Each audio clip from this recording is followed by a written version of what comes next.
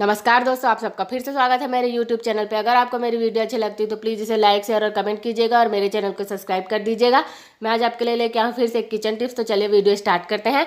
आप अगर कोई भी डिश में कस्तूरी मेथी का यूज करना चाहते हैं तो यूज करने से सबसे पहले थोड़ी सी कस्तूरी मेथी अपनी हथेलियों पे लीजिएगा और उसे मसलिएगा या रगड़िएगा। उसके बाद ही किसी भी डिश में आप कस्तूरी मेथी को डालिएगा, क्योंकि ये थोड़ा ड्राई होते हैं। तो ऐसे रगड़ के डालने से इसका टेस्ट और इसका स्मेल भी बहुत अच्छा आता है। थैंक यू दोस्तों।